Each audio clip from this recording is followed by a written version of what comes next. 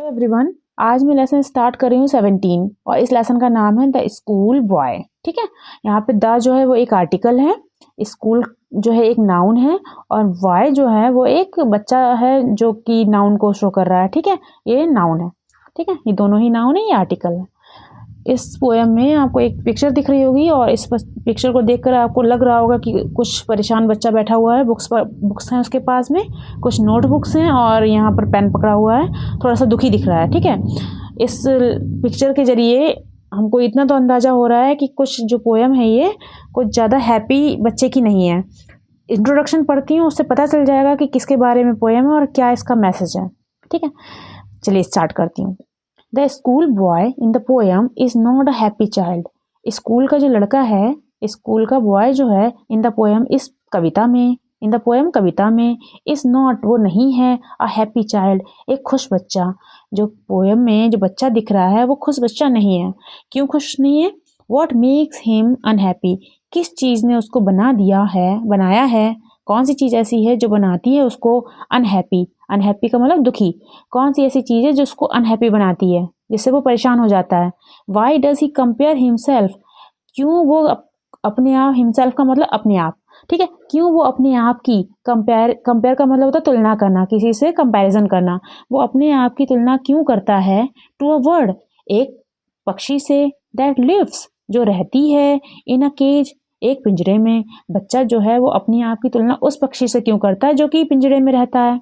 और a plant, या फिर उस प्लांट से क्यों करता है, दैट विदर्स जो मुरझा जाता है, व्हेन इट शुड ब्लॉसम जबकि इसको तो ब्लॉसम होना चाहिए। ब्लॉसम का मतलब होता है फूल खिलना और आगे बढ़ना। तो उस प्लांट से तुलना क्यों कर रहा है जो मुरझा जाता है, उस प्लांट से क्यों नहीं कर रहा जो ब्लॉसम होता है। ठीक है, तो ऐसा क्यों बताया गया है, उसकी क्या मनोदशा है, उसके ऊपर हम ये पोएम को पढ़ेंगे और समझेंगे। ठीक है, पहली 5 लाइन्स जो हैं वो आपको दिख रही होंगी।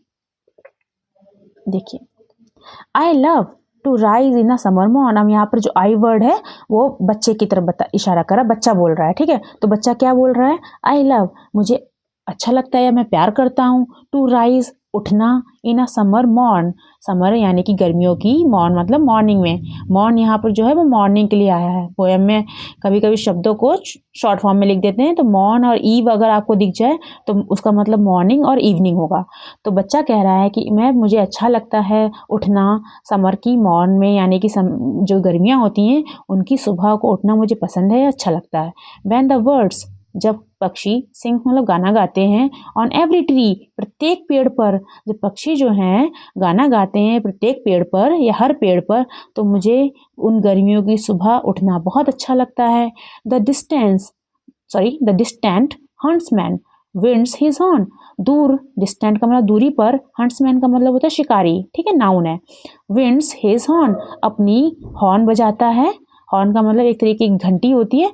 तो जब शिकारी दूर कहीं अपनी घंटी को बजाता है, and the skylark sing with me, और जो स्काईलार्क होता है, स्काईलार्क एक पक्षी होता है, वो जब गाना गाता है विद मी मेरे साथ, तो मुझे बहुत अच्छा लगता है। स्काईलार्क एक पक्षी होता है जिसको हम चकवा बोलते हैं। ठीक है, तो जब दूर कहीं शिकारी अपने हॉर्न का बजाता है, जब स्काईलार्क पक्षी मेरे साथ गाना गाता है, तो मुझे बहुत अच्छा लगता है। और ये कब होता है? गर्मियों की सुबह।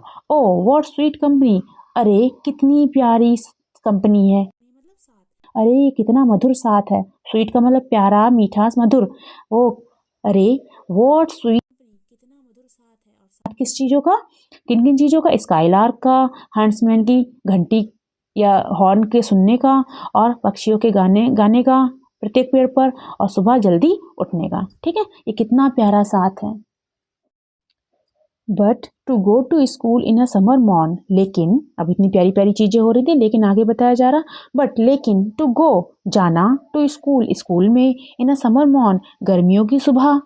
लेकिन सुबह गर्मियों के टाइम पे जब इतनी सारी सुहावनी चीज़ें होती हैं तब स्कूल जाना। Oh it drives away all joy away, अरे it drives all joy away, ये ले लेता है या हटा देता है, अवे का मतलब दूर, ऑल जॉय सारे आनंद को। गर्मियों की सुबह स्कूल जाना हमसे सारे आनंद को हमसे दूर कर देता है। क्यों दूर कर देता है सारे आनंद को? सारी खुशी को, क्योंकि under a cruel I out won the little ones spend the day in saying and डिसमे। क्योंकि अंडर अ क्रूअल आई आउटवॉर्न, आउटवॉर्न का मतलब होता है जो थका हुआ हो, जो इसके अंदर एनर्जी ना हो। आई का मतलब आँख, क्रूअल का मतलब निर्दयी, अंडर का मतलब नीचे या किसी की निगरानी में। क्योंकि जब बच्चे स्कूल जाते हैं तो टीचर्स होते हैं, तो बच्चा कह रहा है कि क्रूअल क्यों बोला, निर्दयी क्यों बोला टीचर को, क्योंकि वहाँ पे बहुत रूल्स होते हैं, स्ट्रिक्ट होते हैं टीचर, इसलिए बोला गया क्रूअल। और बच्चों के भाव को नहीं समझते हैं, बच्चे को ऐसा लगता है कि टीचर हमारे भाव को नहीं समझता है, तो इसलिए बोल रहा है टीचर को क्रूअल, कि अंडर अ क्रूअल आई, कि उस निर्दयी आंखों के नीचे जो कि बहुत थकी हुई हैं या बहुत जो थका हुआ टीचर है उसकी निगरानी में, द लिटिल वंस, छोटे बच्चे, लिटिल वंस छोटे बच्चे, स्पेंड का मतलब बिताते हैं या खर्च करते हैं या स्पेंड करते हैं द डे, दिन को, इन साइंग, साइंग का मतलब आह भरते हुए, परेशानी में आह भरते हुए, एंड डिस में, और निराशा में। ठीक है, तो बच्चे क्या करते हैं, गर्मियों की सुबह में इतना सुहावना दिन होता है तो बच्चों को स्कूल जाना पड़ता है, और ये स्कूल का जाना, स्कूल में जाना क्या करता है, उनकी सारी खुशियों को छीन लेता है, क्योंकि वहाँ पर एक क्रूअल टीचर है जो उनके ऊपर निगरानी रखता है, और इसलिए वो छोटे छोटे बच्चे जो हैं वो अपना जो दिन है बिताते हैं, कैसे बिताते हैं, साइंग यानी कि आह भरते हुए, और डिसमे का मतलब निराशा में। ठीक है, आई होप आपको ये 4 लाइन्स समझ में आई होंगी, 5 लाइन्स जो हैं वो समझ में आई होंगी अच्छे से।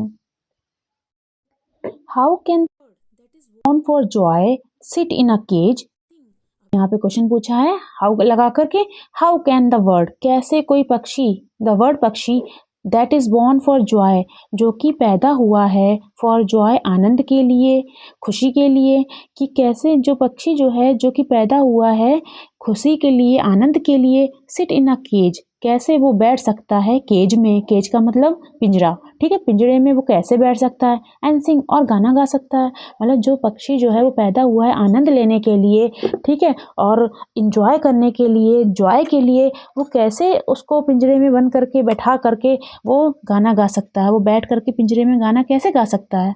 ठीक है, अब यहाँ पर जो पिंजरा है वो किसको बोला है, स्कूल को बोला है। ठीक है, और पक्षी जो है वो बच्चे ने अपने आप को यानी कि छोटे छोटे बच्चों को बोला है।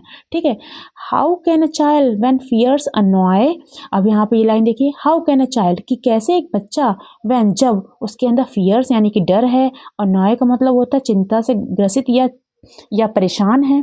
ठीक है, तो कैसे कोई बच्चा जो कि परेशान है और क्या है जिसको सताया गया है, फियर्स उसके अंदर डर है, तो वो कैसे sit in a cage and sing, पिंजरे में बैठ सकता है और गाना गा सकता है। यहाँ पे गाना गाने का मतलब क्या है, खुशियाँ मना सकता है। ठीक है, इस लाइन का मतलब और इस लाइन का मतलब यहाँ से क्लियर होगा कि कैसे कोई पक्षी जो कि आनंद के लिए पैदा हुआ है, यानी कि कैसे कोई बच्चा जो आनंद लेने के लिए पैदा हुआ है, अब उसके अंदर डर है, वो उसको सताया जा रहा है क्लास में या स्कूल में, तो वो कैसे उस पिंजरे में रह सकता है और गाना गा सकता है, क्योंकि गाना गाने के लिए तो खुला आसमान चाहिए पक्षी को, और बच्चे को क्या चाहिए, नेचर का एटमॉस्फेयर चाहिए, लेकिन बच्चे को मिल नहीं पा रहा है।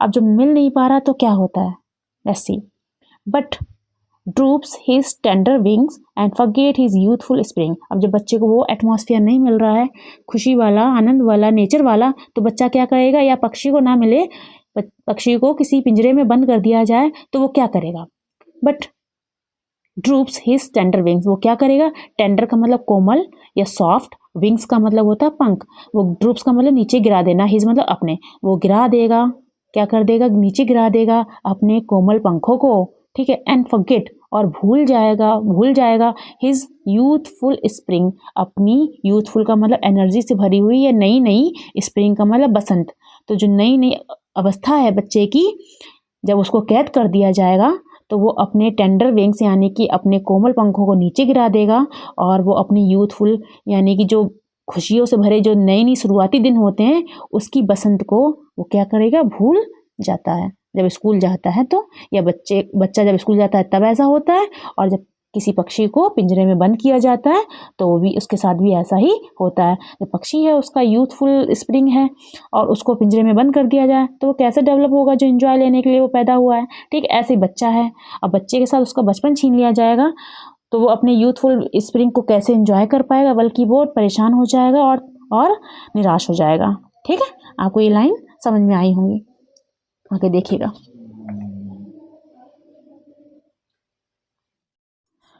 O father and mother, if birds are nipped and blossoms blown away, and if the tender plants are stripped of their joy in the springing day। यहाँ तक ये लाइन्स का मतलब समझिए। ओ फादर एंड मदर, अरे mummy and papa, oh hey mummy papa, if birds, birds का मतलब होता है कलियाँ, इफ का मतलब यदि, यदि कलियों को आर निप्ड उखाड़ लिया जाए, तोड़ लिया जाए, एंड ब्लॉसम्स, ब्लॉसम्स का मतलब होता है फूल, ब्लोन अवे उनको हवा के द्वारा बहा दिया जाए, अगर कलियों को तोड़ लिया जाए और ब्लॉसम यानी कि फूलों को हवा के द्वारा बहा दिया जाए, and if the tender plants, tender का मतलब होता है कोमल, इफ़ का मतलब यदि, प्लांट्स का मतलब पौधे, आर स्ट्रिप्ड, स्ट्रिप का मतलब होता है उखाड़ लेना कि किसी को किसी झटके के साथ निकाल लेना। अगर टेंडर का मतलब कोमल, प्लांट्स मतलब पौधे, पौधों को निकाल लिया जाए या तोड़ दिया जाए, ऑफ देयर जॉय, कहाँ किससे तोड़ दिया जाए, उनके आनंद से, देयर मतलब उनके आनंद से, in the springing day, springing का मतलब होता है जो ऐसे दिन जो खिलने के होते हैं, जो बढ़ने के होते हैं। तो स्प्रिंग के डे से यानी कि बसंत के दिन से, जब इंसान या कोई व्यक्ति या कोई पौधा या कोई फूल, कोई कली खिलने की अवस्था में होती है, अगर उसी अवस्था में उसको तोड़ दिया जाए, हवा के द्वारा बहा दिया जाए या खींच लिया जाए, निकाल दिया जाए, किसके द्वारा, बाय सौरो, सौरो का मतलब दुख, एंड केयर्स चिंता, डिस्मे परेशानी या निराशा, किसके द्वारा निकाल दिया जाए, तोड़ दिया जाए, सौरो का मतलब दुख के द्वारा, चिंता के द्वारा, निराशा के द्वारा, तो क्या होगा, how shall the summer arise in joy, तो बताइए कैसे, हाउ मतलब कैसे, समर का मतलब ग्रीष्म ऋतु, अराइज मतलब उठेगी, इन जॉय, जॉय का मतलब आनंद से, तो ग्रीष्म ऋतु में आनंद कहाँ से आएगा, कैसे आएगा, अगर पत्तियाँ या पौधे या फूल या प्लांट्स को समय से पहले ही उखाड़ दिया जाए, तोड़ दिया जाए, तो समर में जॉय कहाँ से आएगा। और समर का आनंद किस चीज़ों में है, आसपास जो माहौल है, जो वातावरण है, उसमें फूल खिले हों, उसमें छोटे छोटे प्लांट्स निकले हों, उसमें कलियाँ हों, तभी तो देखने में आनंद आएगा। लेकिन अगर उनको समय से पहले ही तोड़ दिया जाए तो समर का आनंद कहाँ रह जाएगा।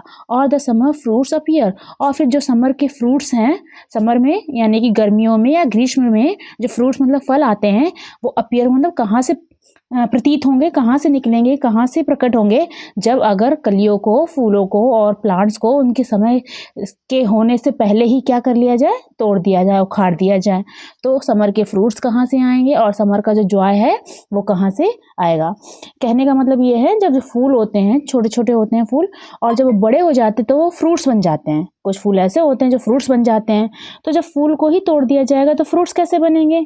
ठीक है, तो पोएम में यहाँ पर जो दूसरा मीनिंग उसका निकलेगा हिडन, बच्चे जो हैं वो फ्लावर्स के समान है, फूलों के समान है, कलियों के समान है, ठीक है, और प्लांट्स के समान है। अगर उनको छोटी अवस्था में तोड़ दिया जाए, और कैसे तोड़ा जाए, हमारे पोएट के अनुसार उनको स्कूल भेज करके, उनसे ज़बरदस्ती काम करवा करके, स्कूल का काम या ज़बरदस्ती लोड दे करके। तो अगर ऐसा कार्य करवाया जाता है तो बच्चे जो हैं वो समर के भांति कैसे खिलेंगे, और उसमें समर की भांति फ्रूट्स कैसे अपीयर होंगे, कैसे प्रतीत होंगे, कैसे प्रकट होंगे।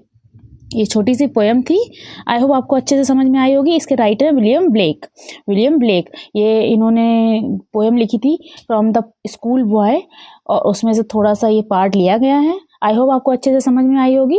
इसको रिवाइज करिएगा और जल्द ही मैं इसकी एक्सरसाइज भी आपको करवाऊँगी।